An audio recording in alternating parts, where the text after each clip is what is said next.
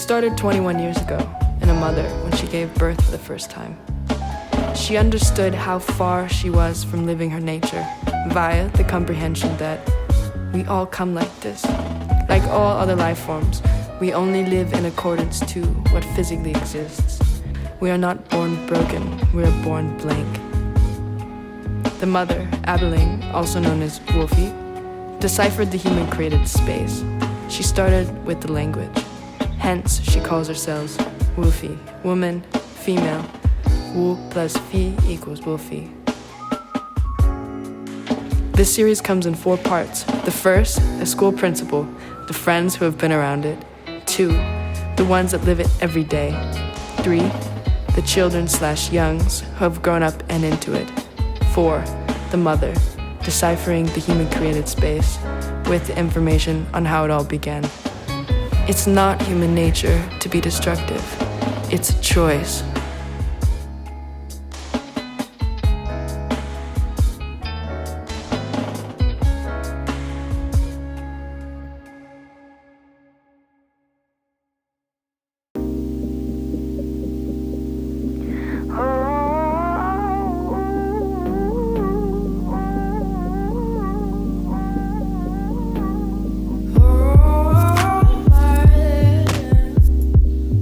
I would not be the person I am today if I hadn't met Wolf or Amadou. Living by the whole thing is that it's pretty much about not being anything else but yourself.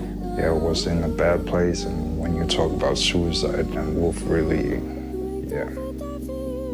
helped me at that time. The more people I have sex with, the less, less value my pussy has. And my mom is pretty skeptic. She's like, she thinks it's so weird. She believed in what we were saying as the only parent from all of our parents. I was employed to start up the school from scratch. I was sitting here meeting the parents. They came in and had to enroll their children. One of the last days, in came a woman, a very colorful woman with 2 children, one at her stomach and one by the side, and that was Wolfie. And it was like, oh, what? Who is this?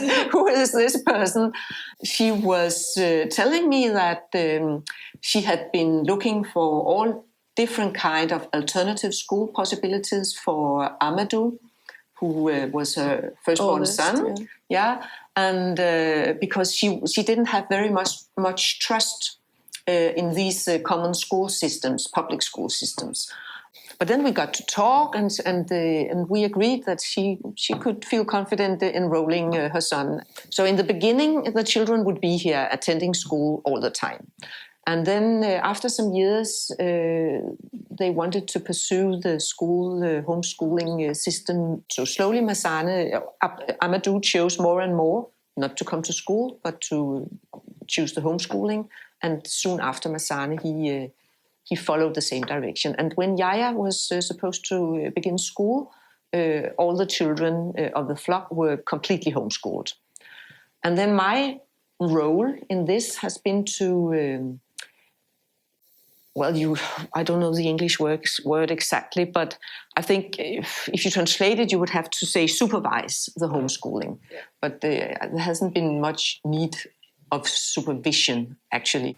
Sometimes when I had been on a supervision visit and came back to the school, I told my colleagues, I said, oh, these children, they are actually going to school 24/7 because everything they do is schooling. At one point, they lived at a smaller farm and they were cultivating the land and making experiments with different kinds of seeds and growing, and they made furniture for the house, they made their own clothes, they made their food, and they made music, and of course they also worked a lot with natural histories, natural and science subjects. And we helped, of course, with what we could, different kind of books, science books, what else, and different digital platforms we could provide. There were also things that they didn't work with. For instance, religion as it is a subject that children in the school must have. In Danish, you often teach fairy tales, read fairy tales, talk about them.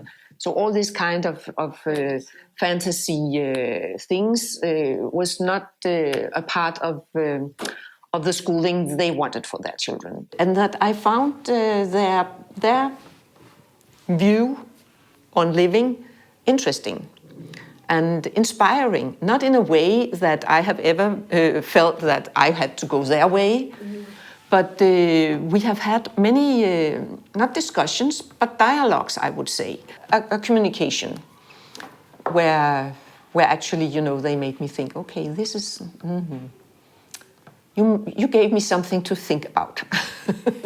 Yeah. Uffe and Hedda also started to change their language, the way they spoke, and take away certain words, and for some teachers that was really strange, and they were beginning to say, but what is it? Is it some kind of religious? I don't know. Is the English word sect? Yeah, not cult. Cult, yeah. Is it some kind of cult? And I said, no. It has nothing to do with a cult. It's everything but a cult. Anything but a cult, because that's something they are very much opposed to. And another thing, which we have talked about a lot, the latest years, is that for a period of time, when the children were still here, as you probably know, a lot of the friends of the children have loved being at their place and have loved, it has been very important for them, the kind of acceptance they have met and the engagement they have met, and to meet adults who absolutely in no way judge their actions or their thoughts or their way of being young and being in the world. And that has been very important to many children I know who has been coming there regularly. And of course they also told things about school. And for a long period, Woof would come to the school and she would scream and shout at the teachers if some of the children had told that this teacher has not been so nice, or this teacher, and there we had to say, well, listen, this is not okay. You cannot, as a parent, come into the school and yell. But at the beginning, she was, I'm going to do it because these teachers, it's for their own sake and they have to understand. But the teachers would draw back; they would not listen, and so that was a difficult time. Also during the time when Woofy was taken and the children were taken away, and the social system wanted to remove the children permanently and put them in foster care or something like that, and we were helping them. We were going with them as bystanders at the municipality for meetings and saying, listen, there's no need to worry about these children, and they grow, they thrive, they learn. There's nothing to worry about at all.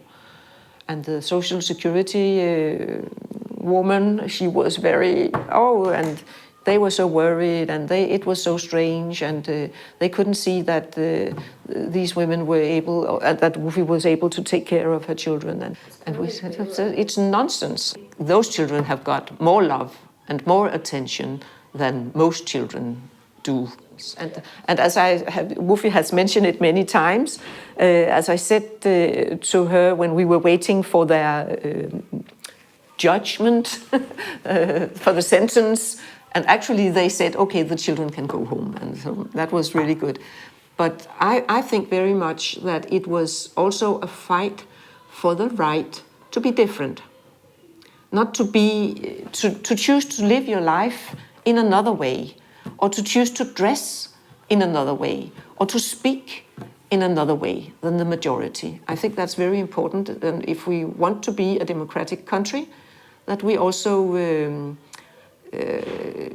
emphasize that this is also important, that we can embrace that people do not have to live in the same way.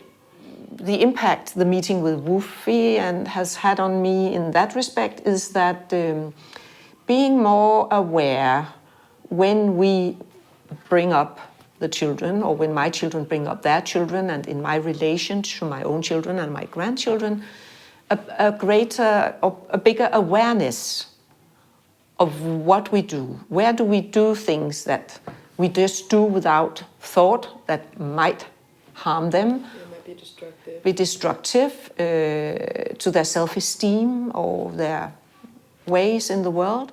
They have kept this constant focus. So sometimes you can lose it in everyday life, a lot of things happening, and they have been like keeping the focus. This is how it should be. Don't forget it. It's this way. Yeah, it starts with the children. Really.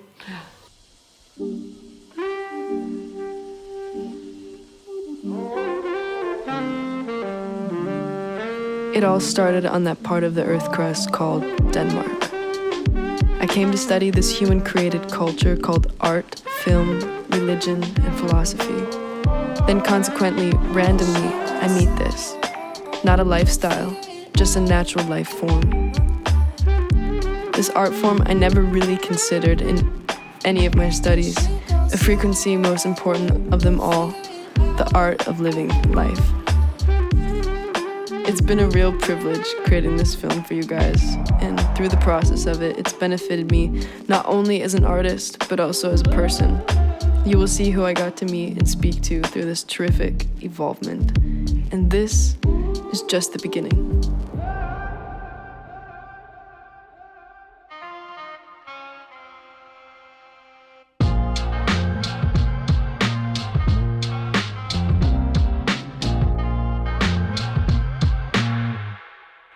The first time, I think it was in 2010, maybe. I met it at the school. Me and Amma went at the same school, and we had some teachers, and they didn't treat us. They didn't treat us well. None of our parents would help us. They were just like, yeah, the teachers, they know what they're doing. But the only one who helped us was Woof. She came to the school and helped us, and she believed in what we were saying as the only parent from all of our parents. What changed in you? Just my whole life changed, actually, because I thought very differently about other people back in the day. I was much more judging. Of course, I'm training every day to live this life because I want to live it. But in the end, it just helped me to not care about what other people are doing. I just respect it now. Would you say that you use this way of life? Yeah, every day, every single day, with everything I do. If it is with relationships or just in general, the way I talk to other people, the way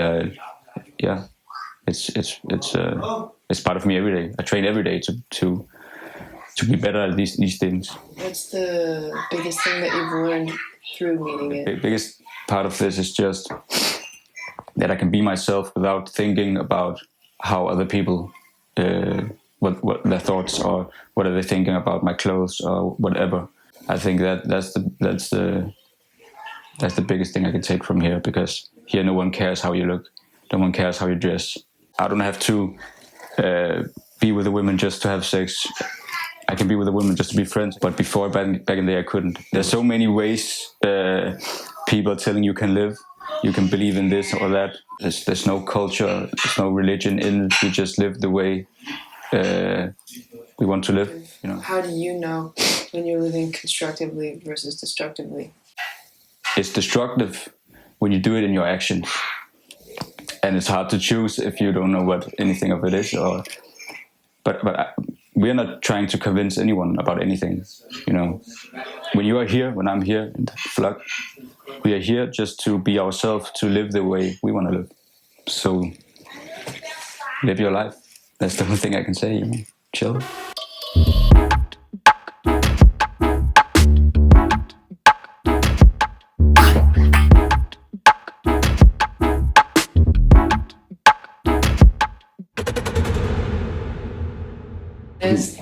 how you met this? How you met this way of life? Yeah. So, like, first when I met Wolf was through Ama, Wolf's son, because we went like to the same school together, and then we became friends. And I like when we got close friends, I went home to him and like met Wolf and like this lifestyle. But like through my life, it took some time for me to get comfortable around like parents and stuff like that. So I wouldn't open up. I came from kind of a different family. My dad and my grandmother has been like celebrity family in Denmark. Sometimes it can be like kind of hard for a kid to like grow up in these circumstances. But when I like met Wolf and like their way of life, and she told me how I could like confront some of my problems or things like I had with my parents, and I could tell her things that I maybe wouldn't talk about with my parents. And I remember because my dad and my mom has been separated since I was 3 years old, I think. So that has never been a problem. They have been friends. But my dad had like a bad relationship with his girlfriend, and they like fought a lot. And my kind of way like dealing with this was gaming and playing a lot of video games, because then I could zone out and like go into my own world. Wolf, she saw that it was like my way of getting through this and like again confronting my problems, and I was really happy with that, because she knew what she could see something that I actually didn't know, because I haven't thought of a way of kind of getting away and getting this relief. What has changed? Since I've like met Wolf and this way of lifestyle, a lot of things have changed for me.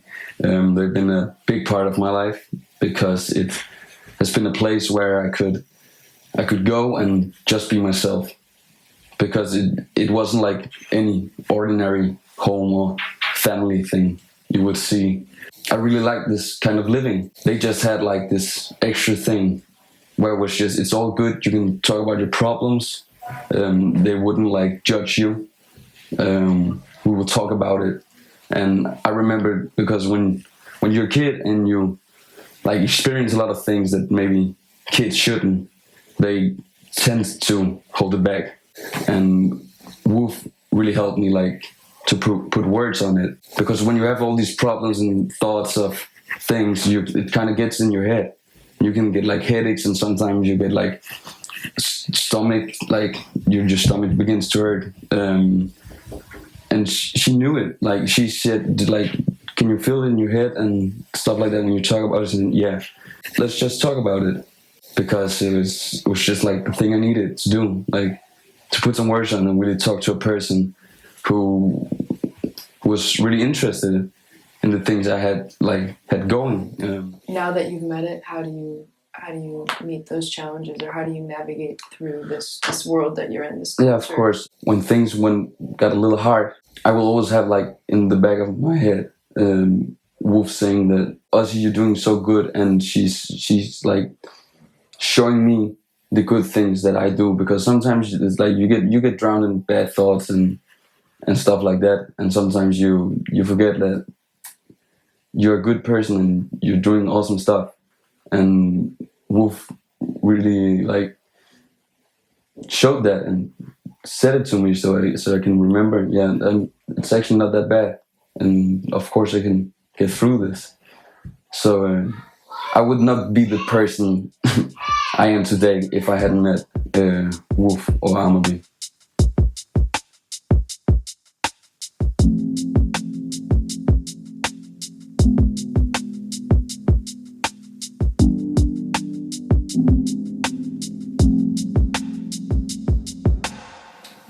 I first met them when I dropped out of my first primary school, and I joined this new school. And I didn't know Amadou, Wolfie's son. I didn't know him at first when I started, but then I came to know him.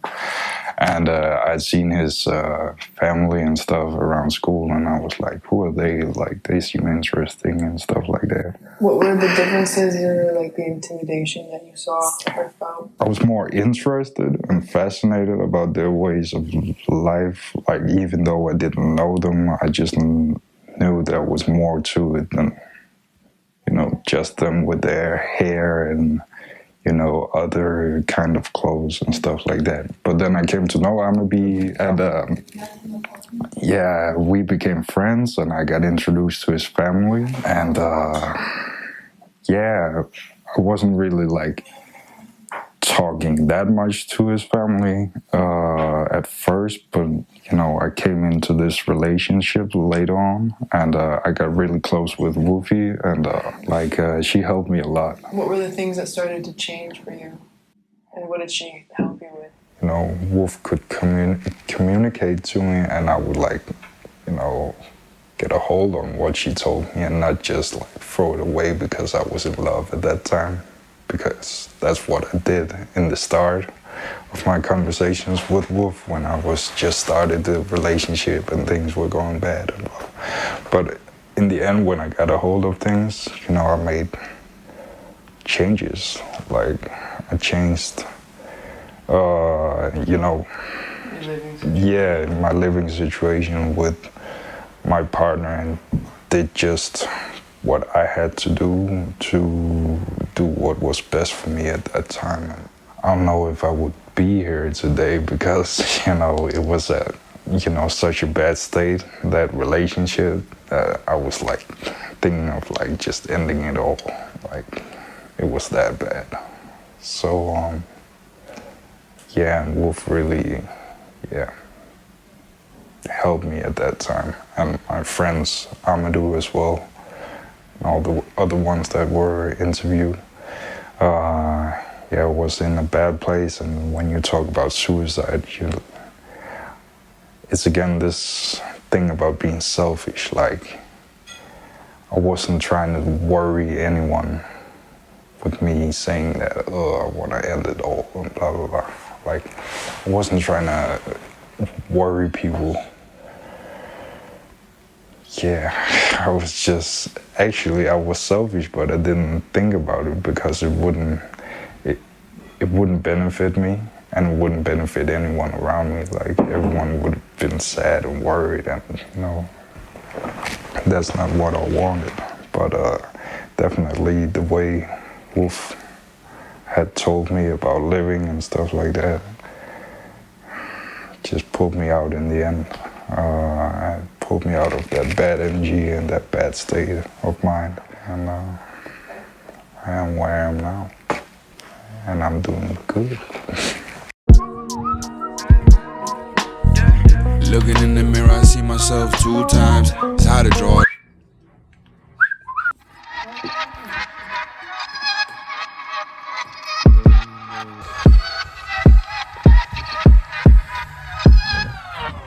Yeah, 2 pints of the good drink. Yeah, we have you 2 Well, I started off with meeting Amma, and then I met his family of Flokken. In the beginning, well, it was like I didn't know what to expect because I started later than everybody else at the school. So when I came there, they were all like, "Oh yeah, they have crazy hats and they all have dreadlocks and the whole house is painted in crazy color." So I just knew it was like there was gonna be a lot of color, basically. But when I then came to the house in Copenhagen, it was, well, yeah, there was a lot of color, of course, but it was pretty chill. They've all, like, or not all, some of them have built, maybe I have built and this idea up in my head myself that it was gonna be like this wild, crazy thing, but it was just a chill invitation to come and get some food.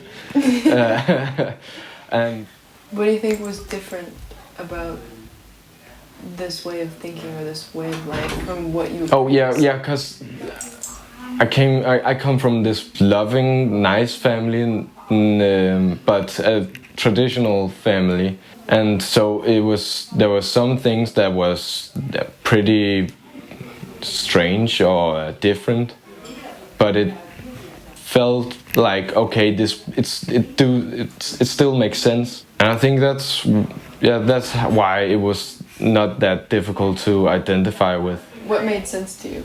That it's pretty much about not being anything else but yourself, not any deeper than that. It's just okay, you're you, and that's that.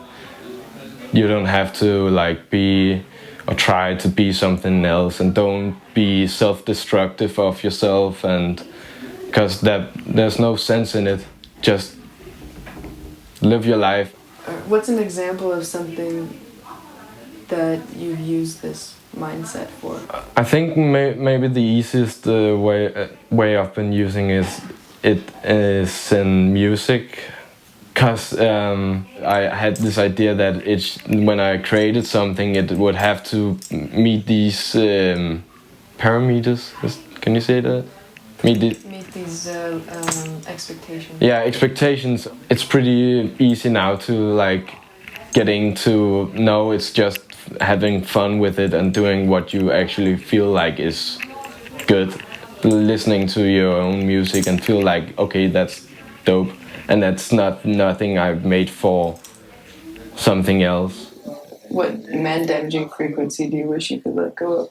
Being not so uptight with myself and letting a bit loose and just, feel nice and maybe not feel like I have to do what I can't do. So getting angry at myself for not doing something, or getting angry at myself for not letting me doing something, that's stupid. If there's anything that you can see yourself in and feel and see that it feels right and is making something change in you for a better way, then take your time and do it in your own timing. Yeah.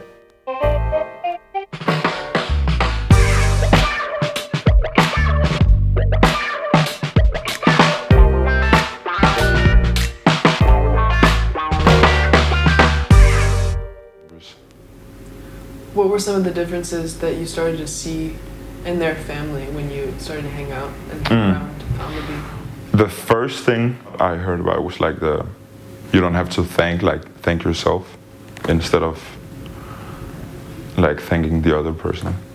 That was pretty new to me because I always just like thank you and then always like no, like thank yourself instead, and not like the main thing, like no harm to others, right? Mm-hmm. Not being destructive. Yeah, not being destructive. Yeah. How are your views on like the traditional relationship? Meeting a family that doesn't do it like in a way, is so far away from the traditional way, is just overwhelming in the first point. I get more and more happy about it, like knowing people that doesn't do it in the traditional way. How are you using this now? Like an example I have maybe is that sometimes I can be really bad at like communicating back, and just maybe it could be as a small thing as like a phone call back, a text back, or anything like that. I've had maybe a deal with someone, we have to meet, and then I just maybe don't feel like meeting up, and then I'm just bad at like texting back, saying like, can we move this to another time? And that I just think about it so much now. Like, just remember to say it if you don't want to meet up, as a small example, of course. So you're not wasting the other person's time. Exactly. Another question, how does your other friends outside of this and family, like, do you ever like speak about it to them, or like how do they see it? My dad is pretty excited about it. He really wants to meet like Wolf and the other guys. And my mom is pretty skeptic. She's like, she thinks it's so weird. Is this a cult? Exactly. Yeah, the whole cult thing has been up and turning a couple of times with my mom. And I always say that like there's no is it called? Like you don't have to be in it. We're not slitting your hand and binding each other in blood. No, exactly. like what the fuck? And I'm always telling like it's like the most friendly thing. Did you ever question it yourself? Like when people, like when your mom was skeptic? Yeah, I did. Mostly with my mom, I questioned it, like put more thoughts into it, like what is it really? And then I just said to my mind, like, okay, it isn't. Like, it isn't what my mom thinks it is. And how did you know that? How did you feel? Like, how did you come to that consensus with yourself? Yeah, I talked, of course, with Amadou as well about like he's living his own way as well. He's a part of Flokken, but he's also living the way that he wants to do it. And I'm still learning as I'm going, like how to do it.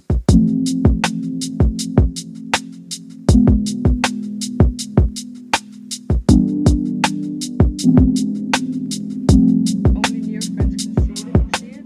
And you mean nearer friends, that would be nice. Well, I came from a very traditional family. Like most people, very, very loving. Still, I had like really, really low self-esteem, and my relationship with my friends would be very competitive. I was just fucking stressed all the time. And also, I just wanted a job where I could get a lot of money and a family and where I could live with them. Just, you know, the basic dreams. I met Masane, and then I met his whole family. And in the beginning, I found them very intimidating because, they were living a totally different way. I was here in Kalundborg, and I was laying like this. And then they were like, why do you shave your armpits? And I was so embarrassed because I took it as a critique, like, that I was doing all these unnatural things and stuff like that, because I didn't know how they were doing it. But then I started questioning the things that I did. Like, why did I actually believe in God? Why did I actually shave off my body hair? And why did I do this and that? And then I came to realize that actually most people ask you why you don't shave your armpits. Like, if you have body hair, they're like, oh, why don't you do that? Well, because that's way more natural for you. Not that you cannot shave it off and not feel comfortable, but, you know, it's weird that we feel uncomfortable while having it, and that's something that's unsanitary or gross or unattractive. One of the things, for example, that changed for me was the way my relationship with my friends was. And also when I met you, I had always been competing with my friends about everything, and especially the attention thing, the attention from other he's.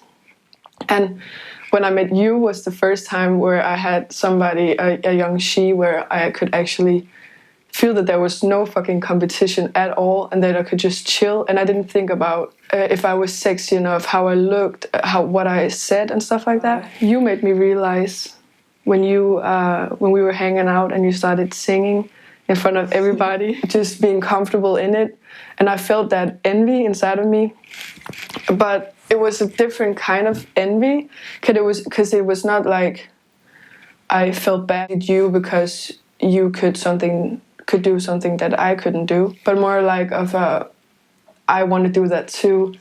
I have to get out of my comfort zone to make that my comfort zone. So instead of dwelling in the things I cannot do, then why don't I just, if I feel sad that I can't do it, why don't I instead feel inspired and then, you know, do it. So yeah, that was a big thing that changed the way I viewed envy and jealousy and all that, and how unnecessary it is. How was your view on mental health? When I met all of this, I was explained that there was no sanity to go insane in, and that it was totally biological.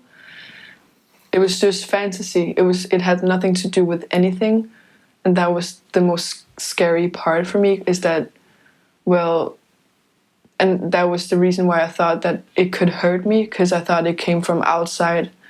But when I finally realized that it was had something to do with a imbalanced or unbalanced whatever inside of me, something with hormones in my brain, then it was like, okay, then I can finally grab onto it, and then it cannot hurt me because it comes from me. It's not real. There's not people talking to me. There's not ghosts haunting me. It's just my fucking brain who makes it all up. One of the major reasons that I got into religion and Christianity was because I saw, as that time, I thought it was demons, my demons.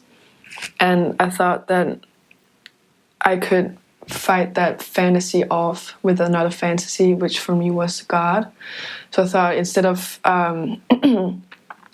of taking my problems and the things I was afraid of I would just throw them out and just throw them out to this fantasy, this God, and think that he could solve it, and it didn't work for me at all. So it was when I finally took my problems and fears into myself and started dealing with them. That's when something actually changed for me. So after everything changed, what did you start to see or notice that was different after you started practicing living in full physical reality? In comparisons to the comparisons to other people and stuff like that, especially with looks, I was not happy with my looks at all. I couldn't go anywhere without makeup.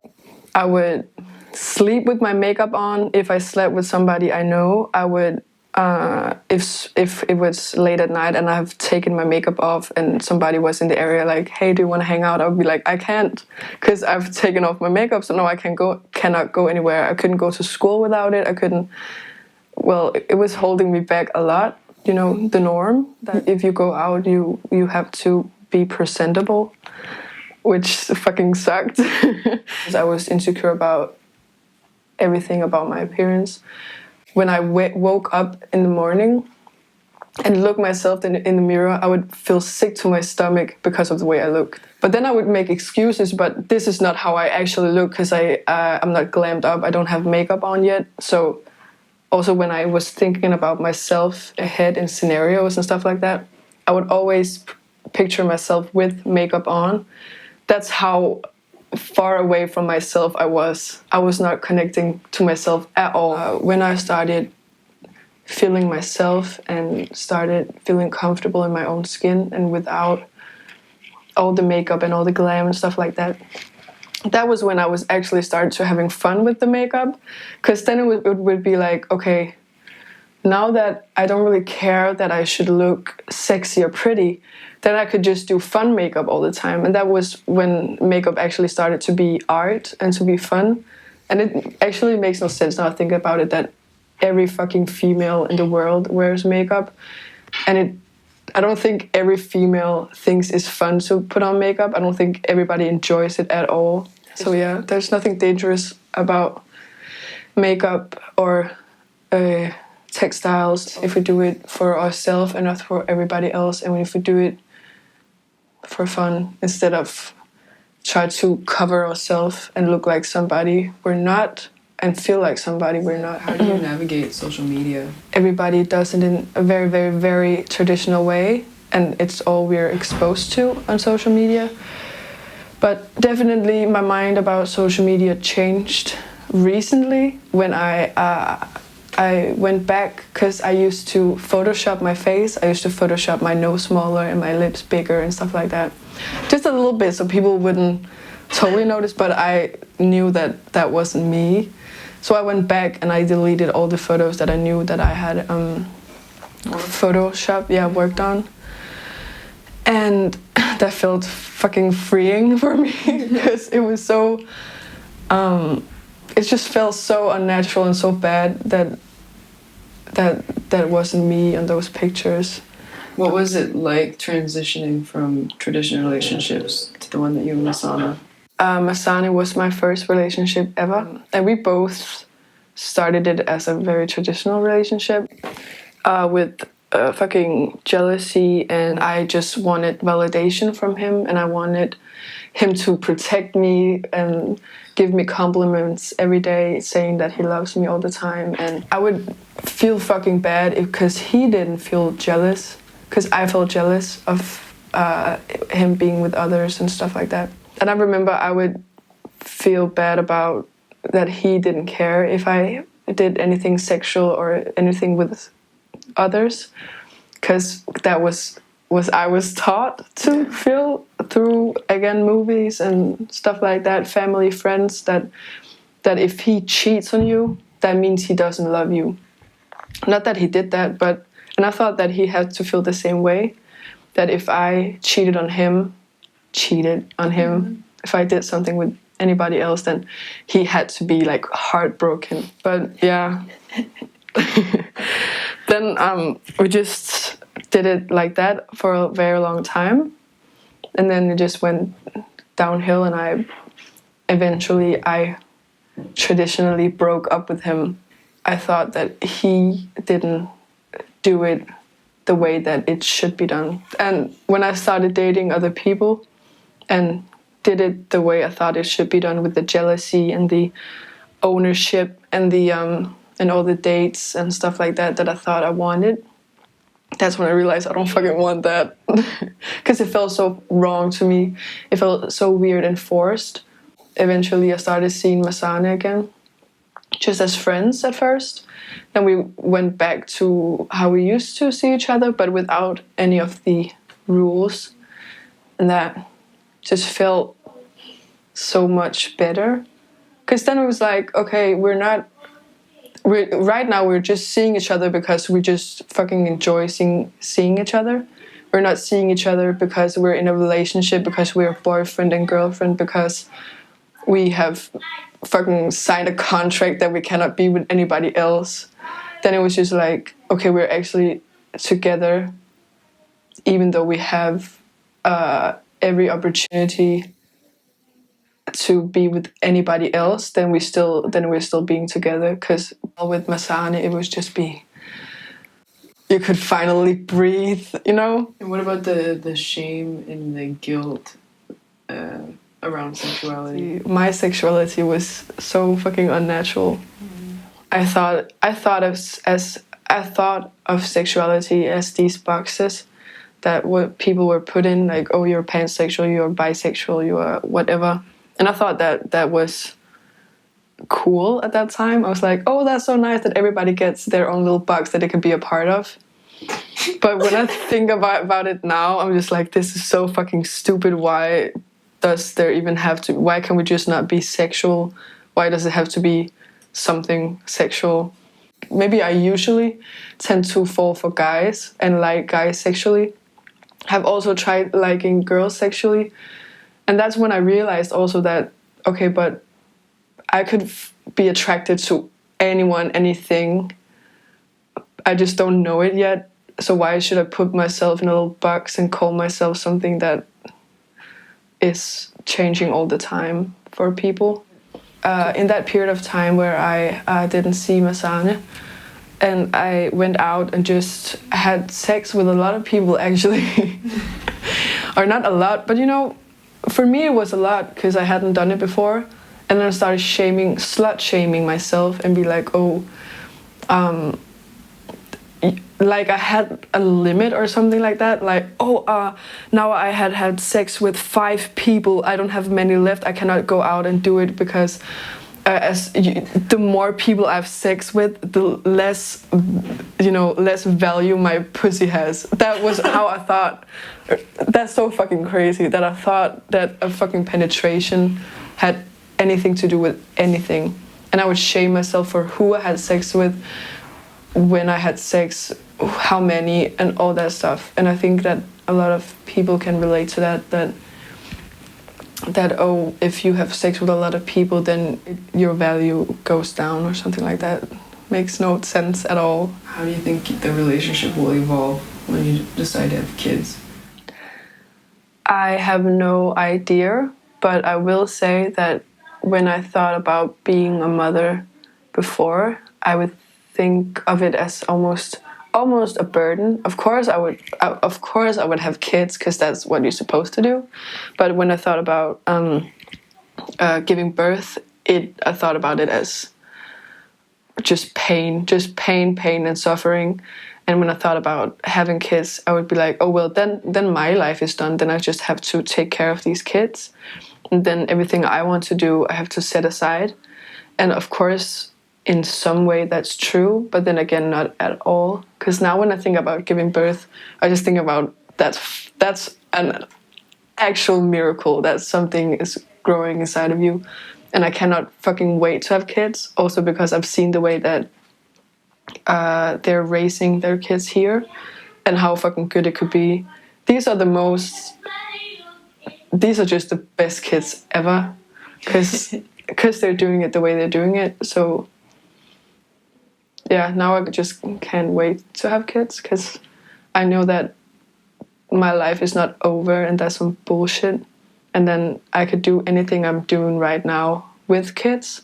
Of course, they are coming first because that's the natural reaction to having kids. But I could still do anything else that I wanted to do. And also now that I know how I got inspired from this life, how I could inspire my kids to live like that without the man damage. So now I'm actually excited. It affects everything, every part of my life. The way I think the biggest thing is it changed for me was the stress part.